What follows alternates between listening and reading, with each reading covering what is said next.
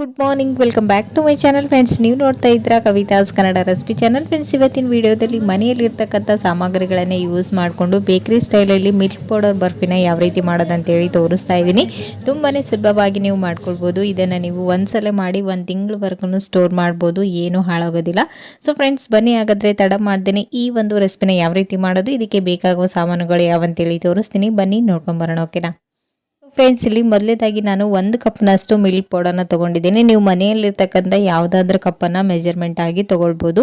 ಇದಕ್ಕೆ ನೀವು ಇದೇ ಬ್ರ್ಯಾಂಡಿಂದ ಮಿಲ್ಕ್ ಪೌಡರ್ ತೊಗೋಬೇಕಂತ ಏನಿಲ್ಲ. ನೀವು ಮಾರ್ಕೆಟ್ಗಳಲ್ಲಿ ಯಾವ್ದು ಸಿಗುತ್ತೆ ಆ ಮಿಲ್ಕ್ ಪೌಡರಿಂದನೇ ನೀವು ಆರಾಮಾಗಿ ಈ ಒಂದು ಮಿಲ್ಕ್ ಪೌಡರ್ ಪೇಡನ ಮಾಡ್ಕೊಳ್ಬೋದು. ಇವಾಗ ಮೊದಲೇದಾಗಿ ನಾನು ಒಂದು ಪ್ಯಾನನ್ನು ಬಿಸಿ ಮಾಡೋದಕ್ಕೆ ಇಟ್ಟಿದ್ದೀನಿ. ಇವಾಗ ಪ್ಯಾನ್ ಬಿಸಿ ಆದ ನಂತರ ಇದಕ್ಕೆ 1 ಟೇಬಲ್ ಸ್ಪೂನಷ್ಟು ತುಪ್ಪನ ಹಾಕಿದ್ದೀನಿ.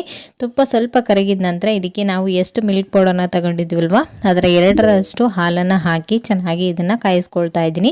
ಇವಾಗ ಇದಕ್ಕೆ ಕೇವಲ 2 ಟೇಬಲ್ ಸ್ಪೂನ್ ಅಷ್ಟು ಸಕ್ಕರೆನ ಹಾಕ್ತಾ ಇದ್ದೀನಿ. ಯಾಕಂದ್ರೆ ಮಿಲ್ಕ್ ಪೌಡರ್ ಅಲ್ಲಿ ಆಲ್ರೆಡಿ ಸಕ್ಕರೆ ಅಂಶ ಇರೋದ್ರಿಂದ ನಾನಿಲ್ಲಿ ಸ್ವಲ್ಪ ಸಕ್ಕರೆನ ಯೂಸ್ ಮಾಡ್ತಾ ಇದ್ದೀನಿ. ನೀವು ಸ್ವೀಟ್ ಜಾಸ್ತಿ ತಿನ್ನೋರಾದ್ರೆ ಇನ್ನು ಸ್ವಲ್ಪ ಸಕ್ಕರೆ ಬೇಕಾದ್ರೂ ಆ್ಯಡ್ ಮಾಡ್ಕೊಳ್ಬೋದು. ಇವಾಗ ಇದರ ಸಕ್ಕರೆ, ಹಾಲು ಹಾಗೆ ಸ್ವಲ್ಪ ತುಪ್ಪನ ಹಾಕಿ ಈ ಹಾಲು ಚೆನ್ನಾಗಿ ಕುದಿ ಬರೋವರೆಗೂ ನೀಟಾಗಿ ಇದನ್ನ ಕುದಿಸ್ಕೊಂಡು ತಗೊಳ್ಳಿ. ಇವಾಗ ಸ್ಟವ್ನ ಲೋ ಟು ಹೈ ಫ್ಲೇಮಲ್ಲಿ ಅಡ್ಜಸ್ಟ್ ಮಾಡಿಕೊಂಡು ಈ ರೀತಿ ಇದನ್ನ ಚೆನ್ನಾಗಿ ಮಿಕ್ಸ್ ಮಾಡ್ಕೊಂಡು ತಗೊಳ್ತಾ ಇದ್ದೀನಿ. ನೋಡ್ತಾ ಇದ್ರೆ ಇವಾಗ ಹಾಲು ಕುದೀತಾ ಇದೆ. ಇವಾಗ ಸ್ಟವ್ನ ಲೋ ಫ್ಲೇಮಲ್ಲಿ ಮಾಡಿಬಿಟ್ಟು ನಾವು ಮೊದಲಿಗೆ ತಗೊಂಡಿದ್ವಲ್ವ ಆ ಮಿಲ್ಕ್ ಪೌಡರ್ನ ಇದರಲ್ಲಿ ಮಿಕ್ಸ್ ಮಾಡ್ಕೊಳ್ಳೋದಷ್ಟೇ.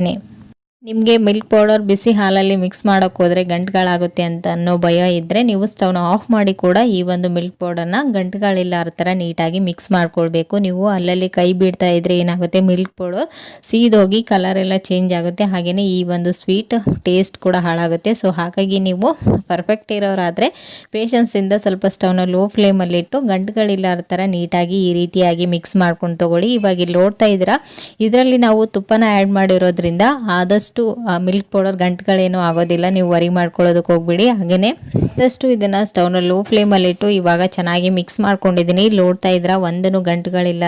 ಈ ರೀತಿ ಇದ್ದಾಗ ಇದನ್ನು ನೀವು ಸ್ಟವ್ನ ಲೋ ಫ್ಲೇಮಲ್ಲೇ ಇಟ್ಟು ಚೆನ್ನಾಗಿ ಕುದಿಸ್ಕೊಳ್ಬೇಕು. ಓಕೆನಾ. ಇದರಲ್ಲಿರ್ತಕ್ಕಂಥ ನೀರಿನಂಶ ಎಲ್ಲನೂ ಹೋಗಿ ಈ ಒಂದು ಮಿಲ್ಕ್ ಪೌಡರ್ ಮಿಶ್ರಣ ಏನಿದೆ ಅಲ್ವಾ ಕಂಪ್ಲೀಟ್ ಆಗಿ ಡ್ರೈ ಆಗಬೇಕು. ಅಲ್ಲಿವರೆಗೂ ಇದೇ ರೀತಿನೇ ಮಿಕ್ಸ್ ಮಾಡ್ಕೊಳ್ತಾನೆ ಇರಬೇಕು. ಕೈ ಬಿಟ್ಟರೆ ಹೇಳಿದ್ನಲ್ವ ಮೊದಲಿಗೆ ಆ ಮಿಲ್ಕ್ ಪೌಡರ್ ಬೇಗನೆ ಸೀದೋಗ್ಬಿಡುತ್ತೆ. ಸೊ ಹಾಗಾಗಿ ಈ ರೀತಿ ಮಿಕ್ಸ್ ಮಾಡ್ಕೊಳ್ತಾನೆ ಇರಿ. ನೋಡ್ತಾ ಇದ್ರೆ ಇವಾಗ ಮಿಲ್ಕ್ ಪೌಡರ್ ಮಿಶ್ರಣ ಪ್ಯಾನ್ ಬಿಟ್ಟು ಸಪ್ರೇಟ್ ಆಗ್ತಾ ಇದೆ. ಇವಾಗ ಇದು ಪರ್ಫೆಕ್ಟ್ ಆಗಿ ರೆಡಿ ಆಗಿದೆ. ಇಲ್ಲಿ ನೋಡ್ತಾ ಇದ್ರೆ ಇವಾಗ ಇದಕ್ಕೆ ನಾವು ಬೇಕಂದ್ರೆ 1 ಟೇಬಲ್ ಸ್ಪೂನ್ ಅಷ್ಟು ತುಪ್ಪನ ಹಾಕಿ ಮಿಕ್ಸ್ ಮಾಡ್ಕೊಳ್ಳಿ. ಇಲ್ಲಾಂದ್ರೆ ಇನ್ನೊಂದು 2 ಮಿನಿಟ್ಸ್ ಇದನ್ನ ಬೇಯಿಸ್ಕೊಂಡ್ರೆ ಸಾಕು, ಕಂಪ್ಲೀಟ್ ಆಗಿ ಡ್ರೈ ಆಗುತ್ತೆ. ಇವಾಗ ಇಲ್ಲಿ ನೋಡ್ತಾ ಇದ್ರೆ ಇದು ಪರ್ಫೆಕ್ಟ್ ಆಗಿ ರೆಡಿ ಆಗಿದೆ. ಇದರಲ್ಲಿರ್ತಕ್ಕಂಥ ನೀರಿನಂಶ ಎಲ್ಲನೂ ಕಂಪ್ಲೀಟ್ ಆಗಿ ಹೋಗಿದೆ. ಇವಾಗ ಇದನ್ನ ಸ್ವಲ್ಪ ಹೊತ್ತು ತಣ್ಣಗಾಗಲು ಬಿಡೋಣ. ಓಕೆನಾ. ಇಲ್ಲಿ ನೋಡ್ತಾ ಇದ್ರೆ ನಾನು ಇಲ್ಲಿ 1/2 ಅವರ್ ಇದನ್ನ ರೆಸ್ಟ್ ಮಾಡಲು ಬಿಟ್ಟಿದ್ದೆ. ಸ್ವಲ್ಪ ತಣ್ಣಗಾದ ನಂತರ ಇದನ್ನ ಚೆನ್ನಾಗಿ ನಾದ್ಕೊಳ್ತಾ ಇದ್ದೀನಿ. ಇದು ಫುಲ್ ಡ್ರೈ ಆಗಿಬಿಟ್ಟಿರುತ್ತೆ. ಸೊ ಹಾಗಾಗಿ ಇದನ್ನ ಚಪಾತಿ ಹಿಟ್ಟಿನ ಅದಕ್ಕೆ ಬರೋವರೆಗೂ ನೀಟಾಗಿ ಈ ರೀತಿ ಮಿಕ್ಸ್ ಮಾಡ್ಕೊಂಡು ತಗೊಳ್ಳಿ. ಇವಾಗ ಇಲ್ಲಿ ನೋಡ್ತಾ ಇದ್ರೆ ಮಿಲ್ಕ್ ಪೌಡರ್ ಮಿಶ್ರಣ